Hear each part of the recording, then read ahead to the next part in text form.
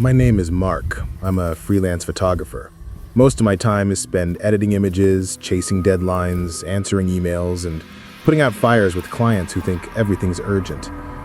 I was in one of those weeks, when everything feels both urgent and pointless. And it was in that chaos that Ryan called me. Ryan's a longtime friend. He'd been going through a rough patch these past few months. Severe depression, isolation, dark thoughts. When he spoke in that low voice, asking me to go with him to a cabin a friend had lent him, I knew I couldn't say no. Even with 3 piled-up jobs and deadlines looming, he needed me. And to be honest, I needed to get out too. Breathe. Reconnect. The drive was long. 3 hours on paved roads, then another hour on a dirt track that seemed forgotten by the world. And then we arrived. Man, what a place. It was like someone had cut a piece of peace from the planet and dropped it right there. The cabin was simple, but well kept. Dark wood, a porch facing a lake that mirrored the trees, the sound of water lapping against the stones, the wind rustling through the leaves. Real silence. That kind of silence you forget even exists. The group was already there. Good folks. 3 guys and a girl, all friends of Ryan's cousin who owned the cabin. Ashley was a botanist, passionate about everything that grew from the ground. Mike looked like one of those adventure guides, full of stories, tattoos, and a machete hanging from his belt. David was quieter, always with a notepad. He seemed to be there to study something, but he never explained what. It was strange how comfortable I felt there. It was supposed to be just a weekend, but within a few hours, it felt like I'd known these people for years. In the late afternoon, we gathered around the campfire to eat. There were jokes, laughter. Ryan was doing well. Lighter. I saw him genuinely smile, and that gave me a relief I couldn't explain. Ashley mentioned a trail that passed by the lake, leading deeper into the denser part of the woods. Tomorrow morning, we could go. It's beautiful. There are some spots that seem untouched. I immediately got excited. Nature photography is my passion, and it had been months since I'd shot anything outside the city. Nothing without buildings or smog. I'll bring my camera. It'll be good to capture that. When night fell, the sky seemed hand-drawn. With no artificial light nearby, you could see stars that seemed forgotten by time. I fell asleep listening to crickets and the soft rustle of the wind against the windows. For the first time in weeks, I passed out without needing a sedative, wine, or lo-fi playlists. In that moment, it felt like nothing could go wrong. I woke up before sunrise. The cabin was silent, and all I heard was the muffled sound of the lake moving slowly. I dressed in silence, grabbed my camera, and went outside. The morning chill hit my face directly, but it didn't bother me. On the contrary, it was like an alert. You're alive. Light began to filter through the trees, a golden glow between the gnarled branches, and all I could think was that I needed to capture it. I took some photos of the lake, the reflection of the trees, a squirrel that climbed a root as if it knew it was being watched. Soon after, the rest of the group started waking up. We had an improvised breakfast, stale bread, coffee brewed through a cloth, and some fruits Ashley had brought. Before 8, we were ready for the trail. The trail started behind the cabin, a narrow dirt path flanked by tall, dense trees, covered in moss. The smell was strong, damp earth, decaying leaves, life, real life. Ashley led the way, as promised, guiding us with an almost childlike enthusiasm. I walked a little behind, photographing, camera in hand, eyes hungry. It was as if I had started breathing again after months of drowning. Every step seemed to take me further from the city, from the exhaustion, from the routine. The forest embraced me. It was dense, but alive. Unsettling, but beautiful. I took photos of everything. Dry branches forming natural arches, small footprints in the mud, a mist that appeared and disappeared without explanation. At one point, I stopped for a few minutes where the light pierced the treetops, forming perfect rays. It was like being inside a natural stained glass window. Silent. Sacred. There, something touched me inside. A shiver without cold. A feeling of being watched, but it quickly passed. After about 2 hours, the group stopped to rest near a large lichen-covered rock. Ryan pulled some granola bars from his backpack. Ashley made tea with leaves she found along the way. She said it was calming. On the way back to the cabin, we still commented on how untouched everything seemed. No signs of trash, no car noises, no fences. David said, in his somewhat distant way, there are places that resist man.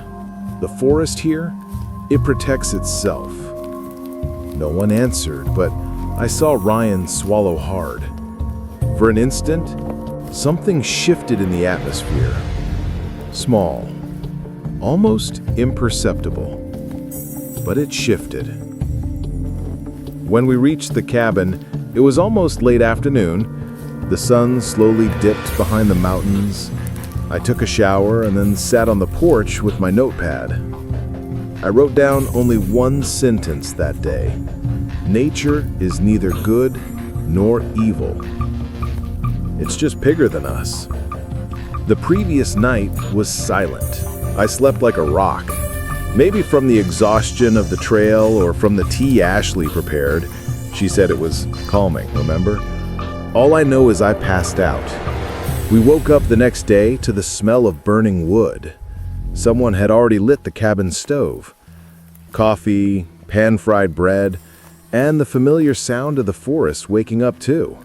Birds, the wind through the leaves, and that distant sound of running water. Ashley proposed we explore a stretch further north, a trail that passed near a creek and then led to a valley where, according to her, there were ancient trees. She seemed excited, and everyone agreed. I confess I was still a bit distracted. Something about that twisted tree from the day before had stuck with me.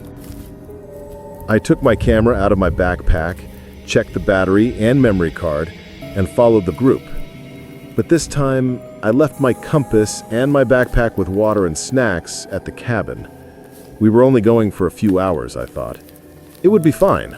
The trail was denser than the previous days. The trees formed natural arches, and the ground was wetter. In some sections, the mud sunk up to my shins. The air was denser there, colder too, as if the sun didn't reach that part of the woods as much. While the group talked, I frequently stopped to photograph details. Leaves eaten by insects, an orange mushroom with black spots, the reflection of the sky in a stagnant puddle. That's when I saw something different on the ground. Footprints. They were long, deep marks with a strange shape. Not a boot, not a known animal, but they were there, somewhat fresh, crossing the trail into the denser woods to the left. It looked like a secondary, little-used trail, covered in dead leaves and dry branches. Curious, I crouched down to get a better look and took some photos. Someone said something up ahead. It was Ashley, probably drawing attention to some plant, but her voice already sounded distant. I didn't answer. I looked at the footprints again. Something in me told me not to follow. But the other part, the part hungry to discover, to understand, to see what no one else had seen, that part won. I took a step into the woods, and then another, carefully. The footprints went straight ahead, disappearing among the denser trees. The camera was recording. I spoke softly, describing what I saw. They're footprints. They don't look human, but they're not deer either. They're long. The toes. Wait, what is that? More leaves, more silence. The sound of the group grew fainter and fainter until it disappeared completely. When I stopped and looked back, I realized there was no turning back. I didn't know where I had come from. The trees all looked the same. No visible trail, no voices. Just the sound of the forest. And for the first time in a long time, I felt real fear. I looked at the camera's display. The card was almost full. I was about to stop recording, but something in the bushes made a snap. A dry sound, like a branch being broken by something or someone. I instinctively crouched down, heart pounding. The silence grew heavier. I knew the sounds of the woods. I'd heard monkeys, anteaters, capybaras, but that, it was different. I decided to go back, or try. I chose a direction, any direction, and started walking faster. I passed a moss-covered rock, then a tree with 3 vertical marks on its trunk. I started noticing things I didn't remember passing. I realized I was going in circles. Damn, where is everyone? I yelled for Ashley, for Ryan. Nothing. I started sweating, even with the cold. My breath grew short, and my hands started to tremble. I took a picture, maybe on impulse, maybe to leave a trail. I stopped a little later, near a fallen log. I sat down, tried to think. I didn't have my compass, no food, no water, just my camera, my pocket knife, and the light jacket I was wearing. It was late afternoon. The light was already starting to change. The forest, it seemed more alive than before, but not in a good way. I started hearing sounds, small at first, dry snaps, a distant scratching, as if something was approaching. There, in that clearing, I had my first breakdown. Calm down. It's just a trail. I just wandered off a bit. They'll find me. I just need to wait. But the forest didn't seem to want me to wait. It seemed to want me to stay. The light faded faster than I expected. One moment, the sky still had golden hues between the leaves, and the next, it was like someone had wiped the world clean with a black cloth. I didn't bring a flashlight or the compass, and the camera, which could help me, was already at half battery. I sat down again near a thick tree, rooted like an ancient pillar. I grabbed my pocket knife. I tried to stay calm. I remembered some survival techniques. Keep body heat, avoid walking in the dark, find a sheltered spot. But there was none of that there. Just trees, dark trunks like statues, and the sound of dry leaves moving, even with no wind. Have you ever slept in the middle of a forest without knowing where you are? You can't sleep, because fear, it won't let you. I tried to huddle behind the tree like a cornered animal. The air was freezing. My clothes were damp. The camera was my only source of light. I used it for a few minutes, switching to night mode. Nothing much, just what I expected to see. Until something moved. Far away, to the right, a blur between the trees. It could have been a deer, a wolf, one of my friends maybe, but the sound, it was wrong. Too heavy, too slow, as if something large was stepping on the leaves, but cautiously. I started recording. I stayed there for hours, sleepless, clenching the pocket knife, trembling, waiting for the night to pass. But every time I thought the worst had passed, a new sound emerged. Snapping sounds. Whispers? I don't know if it was wind or a voice. At one point, I heard something like a faint cry of a child. No one told me the forest had voices. I closed my eyes, tried to block everything out, but the sound entered my head. Something told me not to open my eyes. Something told me that if I looked, I would see, and that seeing would be the end. I woke up, or came out of the trance, when the sky lightened a bit. A grayish blue began to spread. It was still early, maybe 5 in the morning.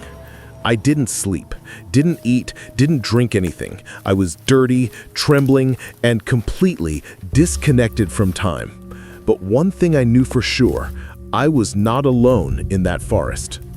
I didn't know if I had slept or just passed out from exhaustion and fear. My body ached. My throat was dry. The camera still hanging around my neck, it was the only thing that made me feel a little more connected to reality. Slowly, I dragged myself through the forest with the foolish hope of finding some trace of the way back, anything. A scarf caught on a branch, a piece of worn trail, but there was nothing, just more forest, thick trees, roots that tried to trip me, and that strange silence, broken every now and then by noises I couldn't identify. It's not the kind of sound you hear and think, oh, that was a monkey or a deer.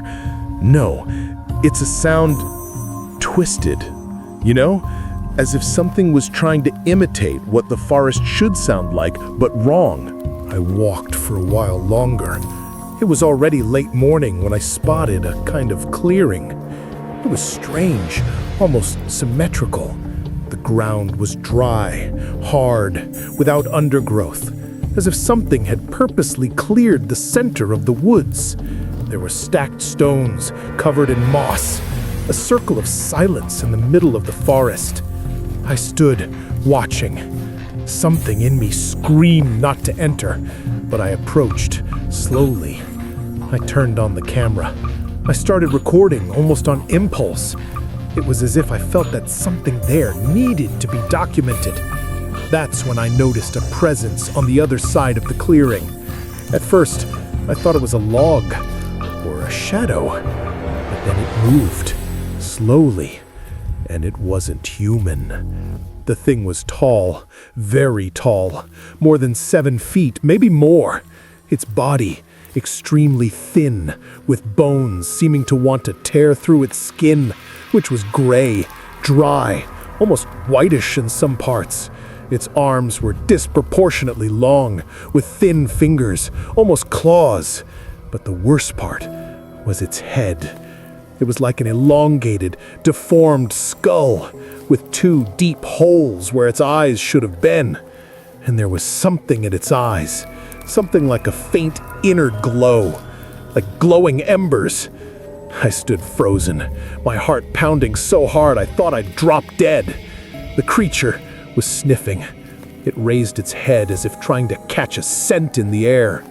Its movements were slow, almost ceremonial. It didn't seem to see me, or it pretended not to. Unsure, I didn't move.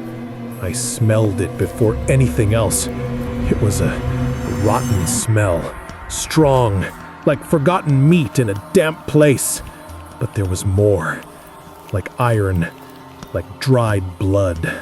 The creature then turned around. Its movements didn't seem natural. It was like watching a corpse move, but without stiffness, as if its bones were wrong, as if everything had been put together the wrong way. It disappeared deeper into the forest, among the trees. I stayed there for a long time. I didn't dare to breathe deeply. I trembled from head to toe. When my legs finally obeyed me, I turned my back and started walking, then running. I ran. I ran as if it were the last thing I'd ever do. It was only much later, when I stopped to catch my breath and look around, that I realized my camera was gone. It was strapped around my neck, but it must have fallen when I tripped, when I ran. Damn. All the footage. All the recording, the only proof that it happened, left behind. I sat in a corner, near a tree with a hollow base. I leaned my back against the trunk. I wasn't crying anymore. It was as if my body had shut down emotions to keep going. I just kept repeating to myself, "You saw that. You're not crazy. That exists." But deep down, a part of me already knew. The forest didn't want me to leave. Not after what I saw. After losing my camera, I dragged myself away from that clearing. I didn't know where I was going. I just knew I needed to get away from that thing, that error of nature. It was cold again. Even during the day, the temperature seemed to drop the further I walked. I no longer had any sense of time. Everything was green and brown, and I started seeing things. Shapes in the trees, faces in the branches. I wondered more than once if I was hallucinating, but what kept me from going insane there was a sound. Water. A thin creek hidden among the rocks. I knelt and drank directly with my hands, trembling. The water was icy cold and cut my chapped lips, but at that moment, it was the best thing I could have. I sat there for a while.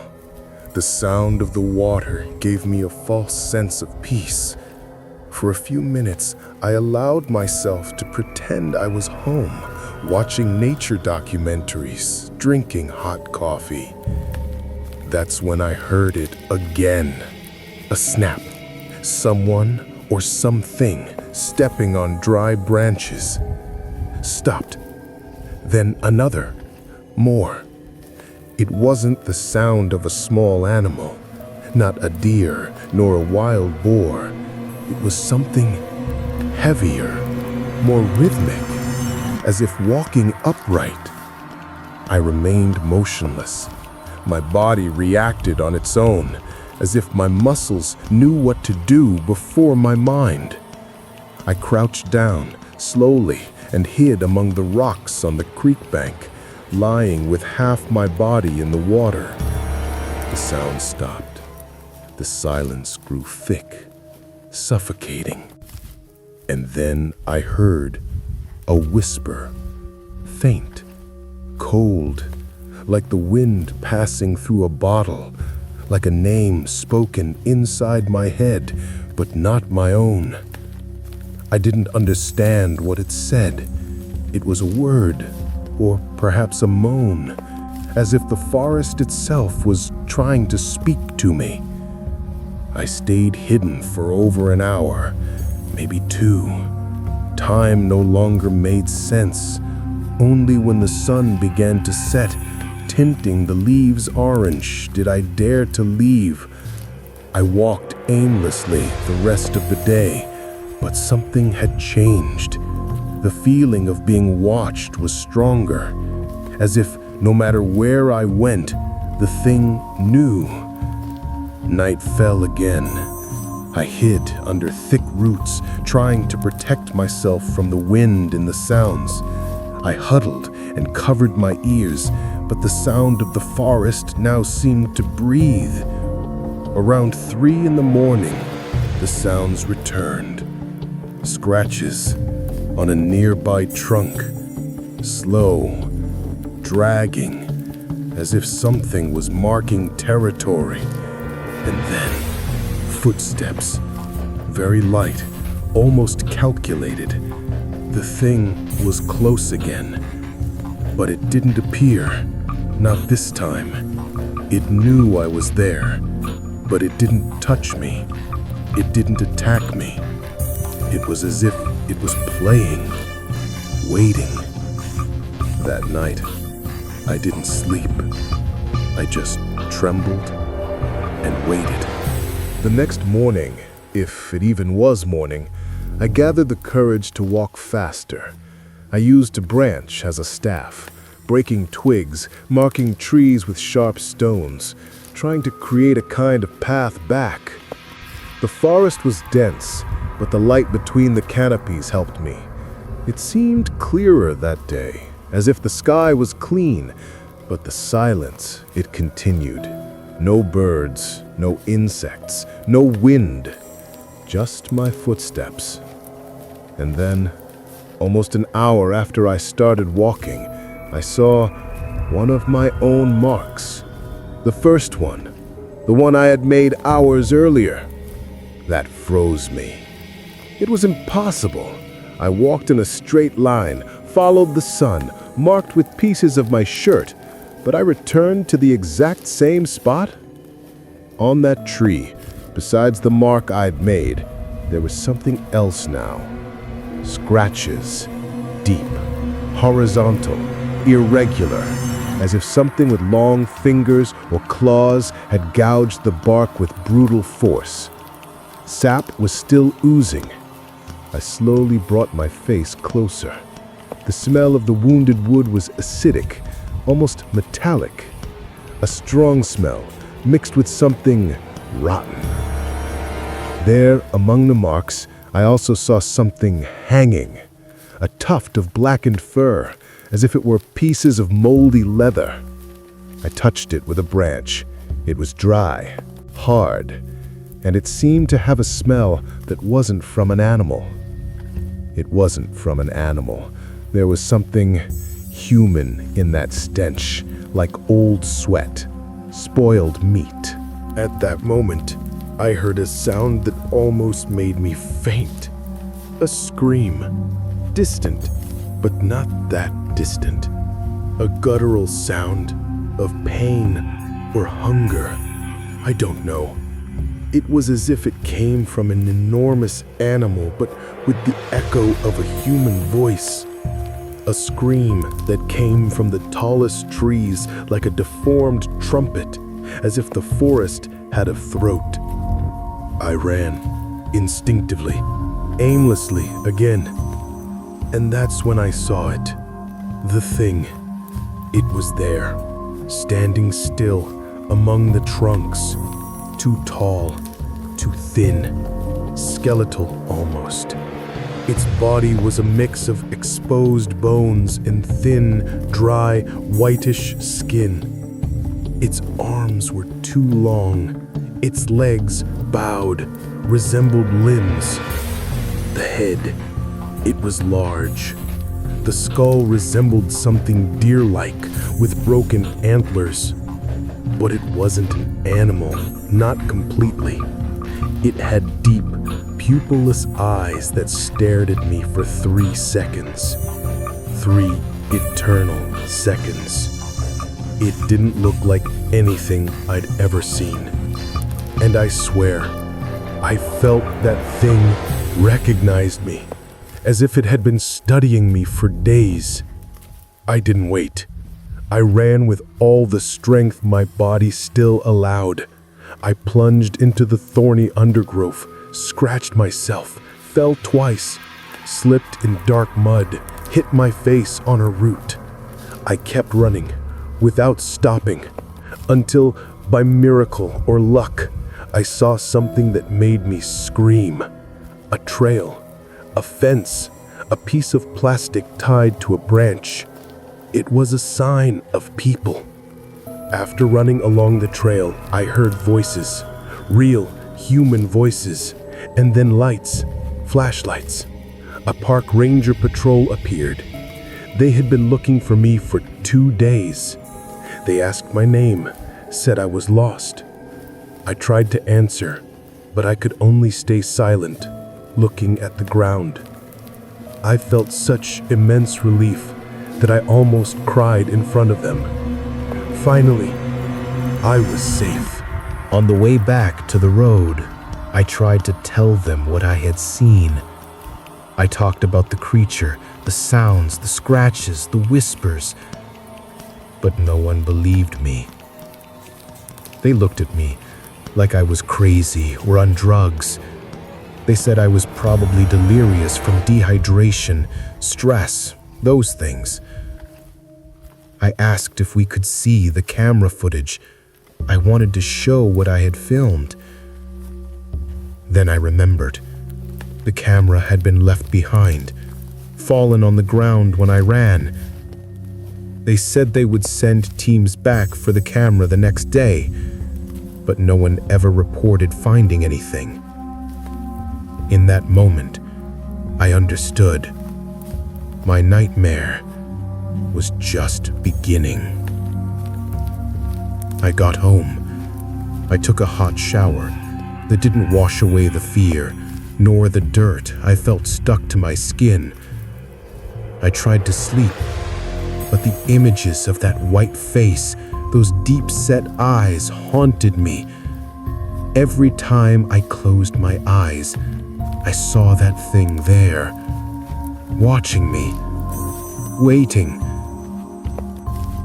In the following nights, the nightmares became more real. Sounds of the forest inside my room. The rotten smell I felt on the tree, floating in the air. In the middle of one night, between a dream and waking, I opened my phone and started researching everything that could explain what I saw.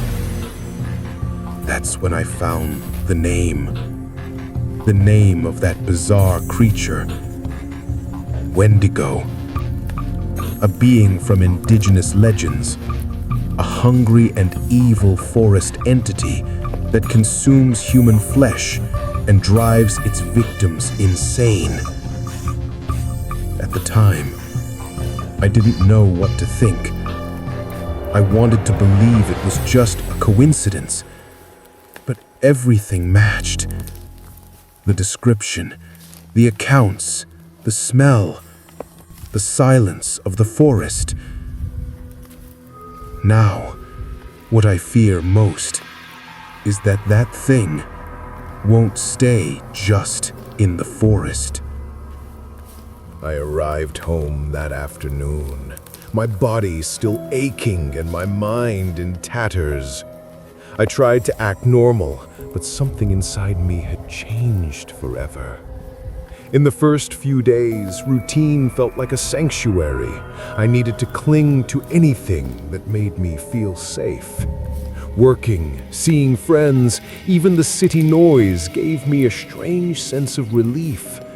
At least there I could hear the sound of cars, of people, of life happening. But something wasn't right. Soon I started to realize that the silence of the forest never left me. I felt watched all the time. An invisible weight hovered over my shoulders, as if unseen eyes were fixated on me. Sometimes I thought I saw shadows moving in the corner of my eye, but when I turned to look, there was nothing. Just the wall, the emptiness. It was a feeling of discomfort that rooted itself in my bones. And it wasn't just sensations. Little by little, small signs began to appear. One night, I was in the kitchen drinking water when I heard slow footsteps outside the house. Heavy, dragging footsteps that didn't sound like any animal. I stood up slowly, looking through the living room window. No one was there. The silence returned, heavy, as if nothing had happened. It was as if the darkness was alive and breathing. Another day, while reading in the living room, I heard a strange creaking coming from my bedroom door, the one I always kept closed. I got up to check, and it was closed. Closed, but with the doorknob gently wiggling, as if someone had just touched it. I tried to rationalize, wind maybe, but it was a new house, with well-sealed windows and doors. That night, I slept with the radio on. But even so, I heard almost inaudible whispers, as if someone was speaking through clenched teeth, very close to my head. I tried to ignore it, thought about seeking professional help, but I felt no one would understand. How to explain that something from the forest had followed me home, that I was scared of a creature that seemed straight out of a nightmare. In the midst of all this unease, I tried using my phone camera to record anything that could explain what I was feeling. Sometimes I'd record videos of the window, the backyard, hoping to catch something. It was in one of those moments that I saw something that froze me. In the video, a slender, translucent figure appeared at my bedroom door. Something fast, almost a blur, but with human outlines. A shadow that passed and disappeared. When I rewatched the video, the fear became almost unbearable. The presence of that thing was there, in my space, in my home. I couldn't sleep in the following nights. The darkness in the room seemed denser, almost physical.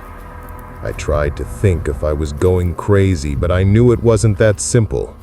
The fear didn't just come from the forest, but from something inside me, a terror that consumed and gnawed at me from within. I started to realize that this wasn't just a monster from the woods. It was a shadow I carried with me, a warning. I didn't know what it was, and maybe I don't want to know. I'd wake up in the middle of the night sweating cold with the sensation that something was in the room, in the same corner where I'd seen that blur in the video. I'd wake up, look to the side, and the room would be empty, but the fear wouldn't pass. That's when I started researching compulsively. I needed to understand what I had seen. I needed to find answers that would reassure me, even if deep down I already knew I wouldn't find them. I spent hours and hours browsing the internet, reading accounts, stories, legends, everything related to strange forest creatures, inexplicable phenomena, and finally, the name that hit me like a punch to the stomach: Wendigo. I read everything I could. Stories of people who disappeared, accounts of bizarre apparitions in northern forests, indigenous legends about a hungry spirit that devours its victims not only in body, but also in soul. I wanted to discredit it, to say it was just a legend, a myth to scare children. But everything matched what I felt. The rotten smell, the deep-set eyes, the disturbing silence. While researching, my mind became a prison. I couldn't disconnect. The stories mingled with my own nightmares. The fear began to invade my daily life, making every strange sound, every shadow in the corner of my eye a real threat. My family and friends started to notice I wasn't well. I didn't talk about what I had seen, but they saw the change. I started avoiding leaving the house at night. I was afraid of encountering that thing again, or worse, that it was waiting for me. My mind became a dark forest, full of shadows, where I myself was the hunted. Even with the fear growing, something inside me pushed me to continue. I needed to prove I wasn't crazy. I needed to show myself and others that it existed. But the problem was, I had no proof. The nights started getting worse. It wasn't just the fear of the dark. It was the silence that felt too heavy. Every slightest noise seemed amplified. A branch breaking on the street, the wind hitting the window, the sound of my own breathing. I became a prisoner of my own fear. I tried talking to some people about what I felt, but all I heard were words like, "You're stressed. It's just anxiety. Try to relax." No one understood that what I saw in that forest wasn't just an animal or a monster. It was something that messed with your head, with your soul. It was as if a shadow had clung to my skin, an invisible weight pulling me down. During the day, I forced myself to seem normal, but inside, anxiety squeezed my chest like a strong, icy hand. I started avoiding leaving the house. The streets seemed strange, empty. I was afraid of what might be watching me from behind the trees, in the shadows of the buildings. Sleep began to flee. I spent hours staring at the ceiling, trying not to think about the blur I had seen. Sometimes I swore I heard a whisper, a sigh coming from the hallway. One night, I woke up feeling something at the edge of the bed. I tried to open my eyes, but the darkness seemed alive, suffocating. I fought against the panic, moving my arms, trying to understand if it was a nightmare, sleep paralysis, or something real. I could no longer distinguish where the dream ended and reality began. I started noticing strange marks on my hands and arms, thin scratches, as if I had gripped onto something invisible. The fear was consuming me, gnawing at me from within. I was trapped, and there seemed to be no way out. Even so, no matter how hard it was, I couldn't stop looking back. Somehow, that thing had marked me, and now I knew I would never be the same. The sleepless nights began to take a heavy toll. My eyes were constantly red and swollen. At work, my concentration evaporated. The simplest tasks seemed insane and too difficult. I felt like a shadow of myself. My body was exhausted, but my mind found no rest. It was as if the creature from the forest had lodged itself inside my head. I started having flashbacks, quick, disjointed images of that moment in the forest. The creature, that strange, huge, thin thing with deep-set eyes that glowed in a color I couldn't define. The strong, rotten smell I felt when it was near. The icy sensation that froze my body. I relived every moment, every step that took me away from the group, as if I were trapped in a nightmare that never ended. Sometimes, in the silence of the night, I'd hear those impossible sounds again. A heavy dragging in the undergrowth, a hoarse, almost unintelligible whisper, and always an inexplicable smell that accompanied me. A smell no one else could detect, but which I felt as if it were ingrained in me. That's when I started to doubt my sanity. I asked, was all that real? Or did my tired mind create it to torment me? I sought medical help. I explained the situation, but all I received were clinical diagnoses: post-traumatic stress, anxiety, maybe even depression. I knew it wasn't just that. I knew something was with me, a presence I couldn't explain. The worst part was feeling that no one believed me, that my words sounded like delusions. I felt completely alone. It was an invisible isolation because no one saw what I felt. The marks on my arms continued to appear, increasingly frequent, as if the forest wanted to remind me that I couldn't escape. It was at this point that I realized I couldn't just wait for everything to pass. I needed to act. I needed to face whatever it was that had haunted me that night. But how to face something I could barely name? Something that seemed to defy logic and reason. After everything I'd lived through, I knew I couldn't simply bury it inside me. I needed to understand what that thing was, this bizarre creature that seemed straight out of a nightmare. Back in my apartment, with my camera empty and the fear still alive on my skin, I started scouring the internet and old books looking for anything at all that would explain what I saw. I spent nights reading terrifying accounts, legends and stories of ancient peoples about forest creatures. Nothing seemed to fit right, until I found something that chilled my blood. It was a North American legend, the Wendigo. Described as a hungry spirit, a thin, enormous creature with deep-set eyes and insatiable hunger. A presence that stalks those who stray from civilization. The descriptions matched exactly what I had seen that night.